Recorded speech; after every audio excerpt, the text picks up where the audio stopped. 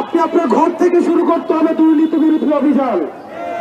আপনার বাপ সরকারি চাকরি করে 40,000 টাকা বেতন পায়, কিন্তু আপনার ফ্ল্যাট ভাড়া যায় 25,000 টাকা, আপনাকে আইফোন কিনে যায় 1.5 লাখ টাকা। তার মানে আপনি যদি আপনার বাবার ইনকামকে প্রশ্ন করতে না পারেন, তাহলে আপনার যথাযথ শিক্ষা কোনো পর্যন্ত হচ্ছে না। আমাদের দুর্নীতি বিরোধী অভিযান শুরু হবে আমার পরিবার থেকে। আমার দুর্নীতি বিরোধী অভিযান আমার প্রথমে প্রশ্ন করতে হবে আমার বাবার ইনকাম স্বচ্ছতা। আমাদের দেশের নেতারা রাস্তার টাকা খেয়ে ফেলে, আমাদের দেশের নেতারা টেন্ডারবাজি করে, আমাদের দেশের নেতারা গরিবের সম্পদ লুণ্ঠন করে, আর আমাদের দেশের ভোটাররা ভোট বিক্রি করে দেয়। আমাদের দেশের ভোটাররা আগের রাতে ভোট বিক্রি করে দেয়।